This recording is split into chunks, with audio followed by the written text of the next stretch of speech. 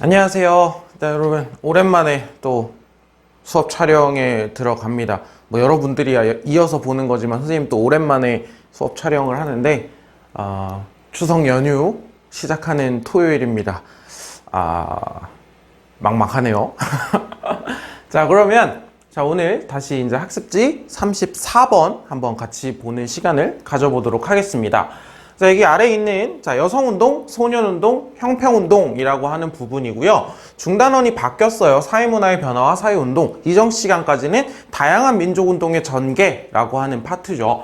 자, 앞부분 사회문화의 변화라고 하는 파트는 교과서에는 있는데 학습지에는 만들지 않았어요. 이 부분은 여러분들이 나중에 교과서를 한번 살펴보시고 뭐 그런 부분에 흥미가 있거나 하다면 뭐 관련된 책을 조금 더 찾아보거나 하면 될 것 같습니다. 그래서 이 부분 사회운동 파트를 조금 더 중점적으로 학습지로 만들어서 같이 수업을 진행하니까요. 그렇게 알고 있으면 됩니다. 그래서 학습지 34 준비하고 교과서는 200쪽부터 201쪽까지의 이야기입니다. 자, 그러면 여성운동부터 한번 시작해 보도록 하겠습니다.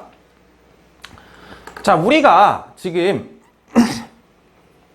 여성운동, 그 다음에 소년운동, 형평운동을 진행하는 데 있어서 소단원 제목을 보면 사회적 차별을 철폐하려는 움직임이라고 하는 이름이 나와 있잖아요. 그러니까 오늘 배우게 될 여성운동, 소년운동, 형평운동 모두 사회적인 차별을 겪고 있었고 그것을 어떻게 좀 해결하고자 일어난 사람들이다 한번 생각해 볼 수 있을 것 같습니다. 그래서 여성운동들 먼저 한번 살펴보도록 할게요. 자, 배경은 이렇게 써있고 2번, 그러니까 1, 2번을 함께 배경이라고 생각해 보면 될 것 같아요. 남존여비, 남자는 존귀하고 여자는 비천하다, 여자를 천대하는 그런 어떤 옛날부터 조선시대 정도부터 조선 후기 정도부터 생겨나는 그런 모습들이 계속해서 이어지는 가운데에서 여기에 일제강점기라고 하는 시기가 되다 보니까 일제강점기에 민족차별까지 더해지고 있는 그런 모습들을 살펴볼 수 있습니다. 그러니까 이런 전통적인 관습, 인습들이 이어져 오고 있는 가운데 일제가 조선민사령이라는 법이 있어요. 조선민사령 1912년에 만들어지는데 조선의 조선지역, 식민지 조선지역에 대한 어떤 민법 사람들이 일반적으로 생활하는데 관련된 법들, 뭐 가족제도나 이런 것도 다 포함이 되겠죠. 민법 같은 거를 규정해 놓은 법인데요. 그 조선 민사령이 1920년대에 또 한번 개정이 됩니다. 1923년에. 그러면서 뭐 일본에서 시행하고 있었던 여러 가족 제도들, 그러니까 남성 중심의 남성 가문의 주인이라고 할 수 있는 이 남성 중심의 가족 제도나 이런 것들이 법적으로 또 여기에 써 있는 대로 법제화되고 이러거든요. 그러니까 뭐 예를 들면 이제 여성을 차별한다 이런 식으로라기보다는 여성이 차별받을 수 있는 구조로서의 가족제도라던가 이런 것들이 이제 조선에도 들어오고 있었다 이렇게 생각을 해볼 수 있을 것 같아요. 자, 그러면서 그러는 가운데 근데 1920년대가 되면 어쨌든 일제가 공장도 많이 만들고 또 회사령이 폐지되면서 회사도 많아지죠. 그러면서 여성들도 그런 노동자로서 일하는 경우가 많아지고 점차 사회활동이 증가하고 여성 노동자 수도 증가합니다. 그리고 극히 일부이기는 하지만 이렇게 신식교육을 받은 여성들도 등장하게 돼요. 우린 이런 사람들을 소위 신여성이라고 이야기를 하는데, 자, 이런 신식교육을 받은 여성들도 등장을 하게 되고요. 이런 사람들, 그러니까 지금 조선의 여성들이 왜 이러한 어려운 상황들에 처해 있는가 잘 몰라서 그렇다. 그러면서 이런 여성 계몽이라던가 아니면 여성 차별을 철폐한다던가 그리고 더 나아가서 이러한 일제 식민지 구조에 대해서 문제점을 제기하면서 항일 민족운동을 전개하는 여러 여성운동 단체들이 조직됩니다. 자, 이 여성운동 단체들은 여전히 여러분들이 머릿속에 같이 어떤 운동을 배우든지 생각해 주셔야 되는 건 1920년대 정도부터는 민족주의 계열과 사회주의 계열로 이렇게 나뉘어서 진행이 된다라고 여러분들이 생각을 해주셔야겠죠. 그러니까 여성 운동 같은 경우에도 여성 사회주의자도 있을 거고요. 민족주의자도 있을 겁니다. 이렇게 다양하게 이러한 배경들 속에서 여성운동 단체들이 조직되어 가고 있었어요.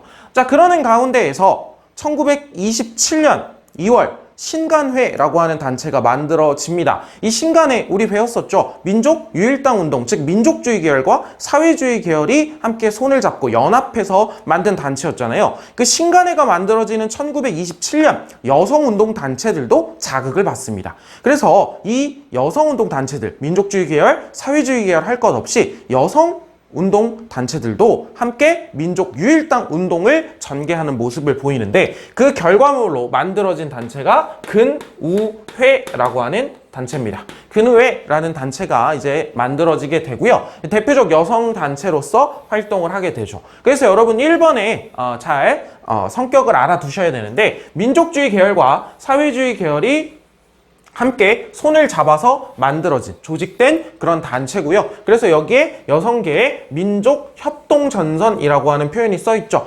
우리가 지금까지 일반적으로 표현했던 방법에 따르면 민족 유일당 운동으로 만들어진 단체다. 이런 식으로 생각을 해볼 수도 있을 것 같습니다.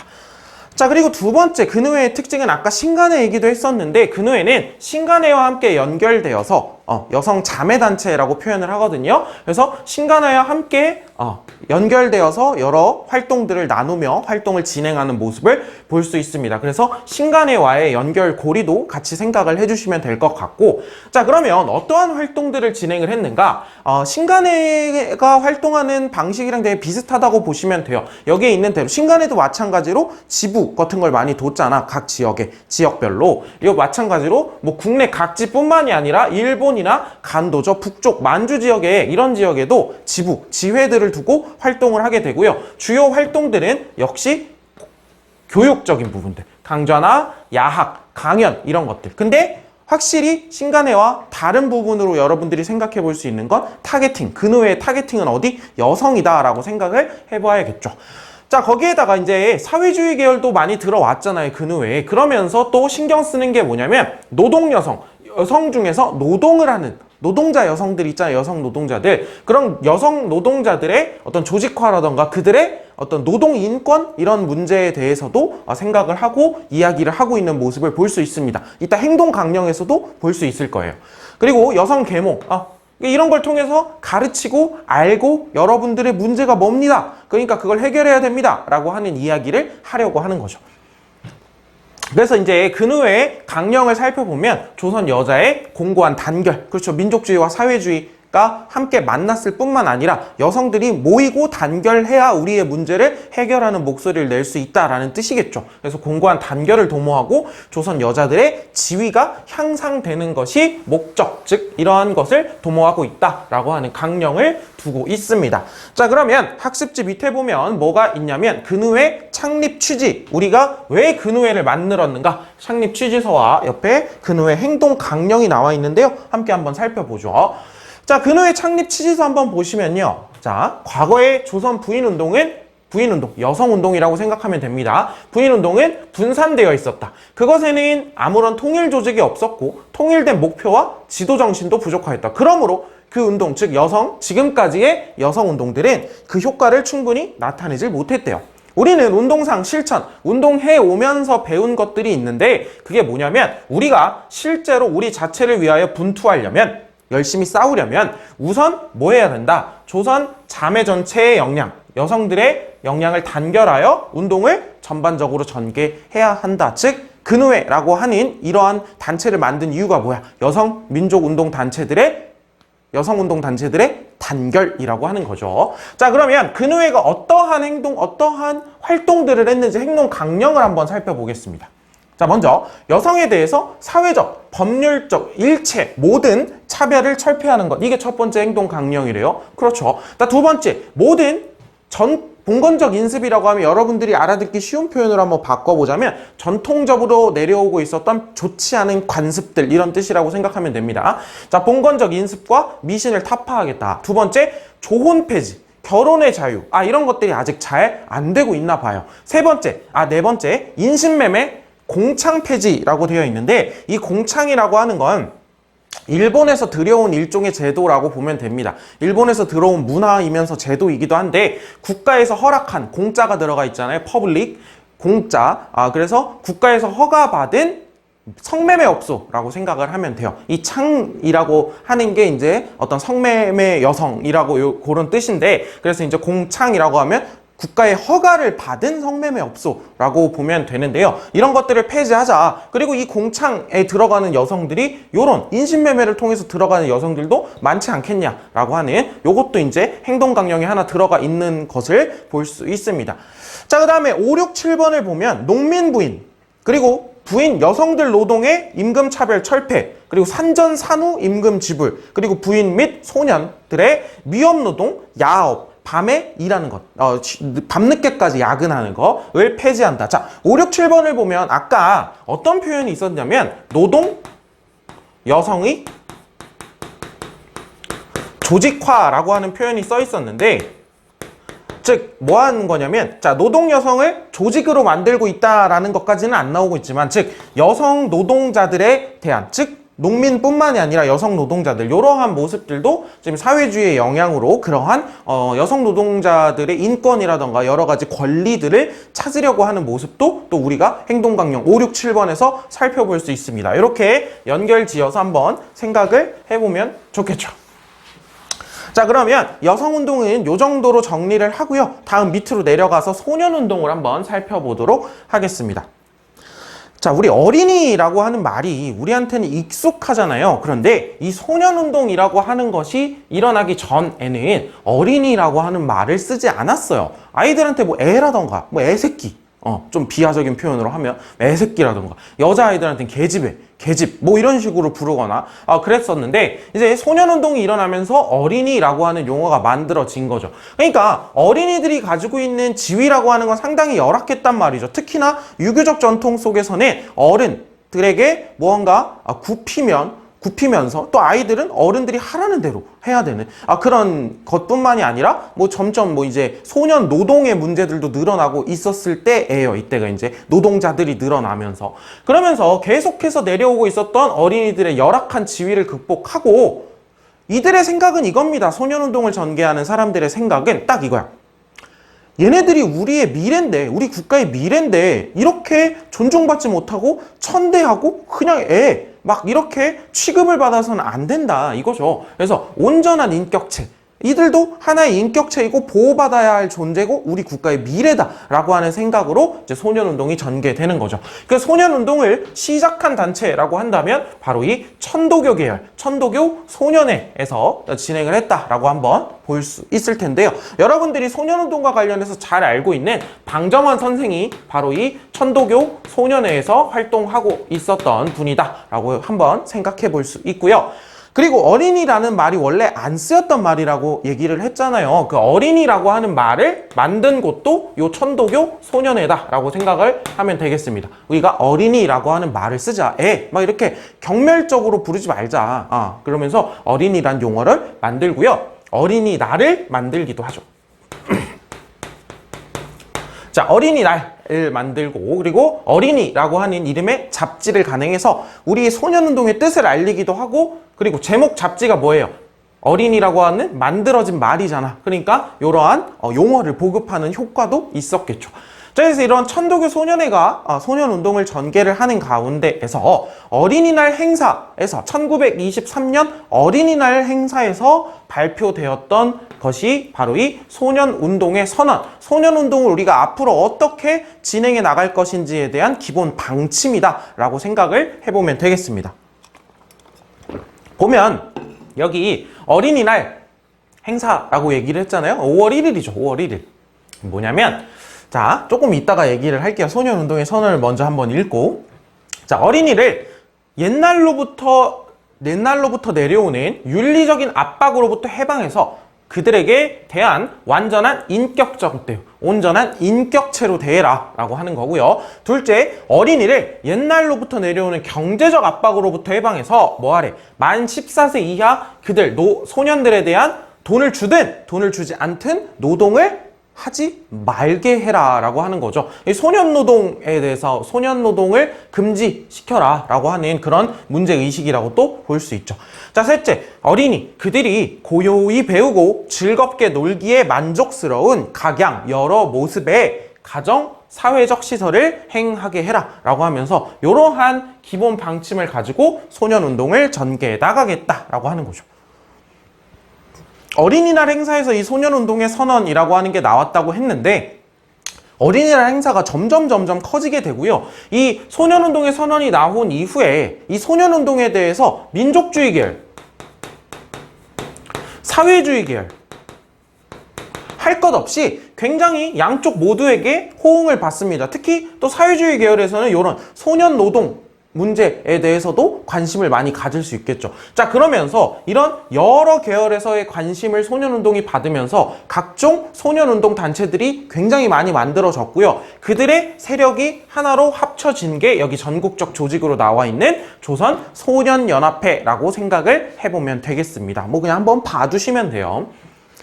자, 처음에는 어린이날이 그럼 5월 1일이었나 보네. 5월 1일. 그쵸? 5월 1일. 5월 1일이었는데 자, 민족주의 계열도 있고 사회주의 계열도 있고 이렇게 전개가 같이 되고 있잖아요. 그런데 원래 5월 1일이 전 세계적으로 무슨 날이냐면 이 날이 노동자의 날이에요.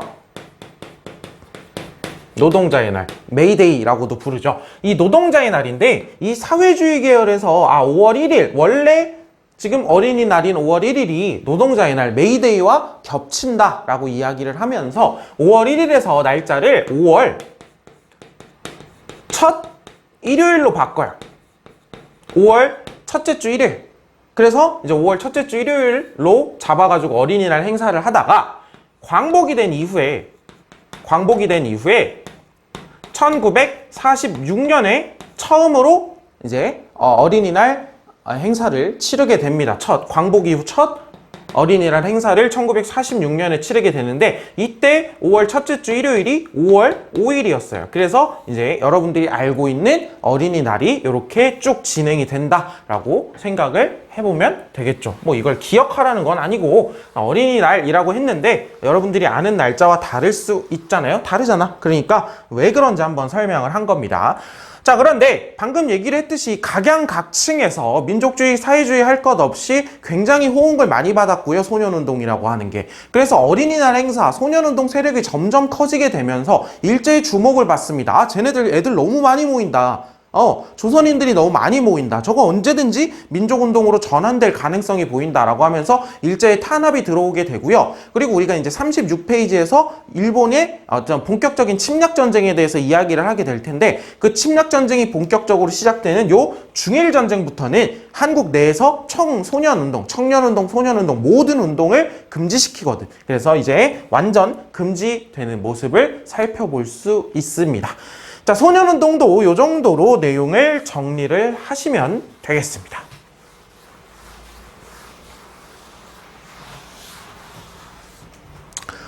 자, 그럼 마지막으로 나와 있는 세 번째, 저울처럼 평등한 사회를 만들자. 저울 형자를 쓰고요. 한자로. 그 다음에 평등한 세상, 평이라고 해서 우리는 이 사회운동을 형평운동이라고 부릅니다.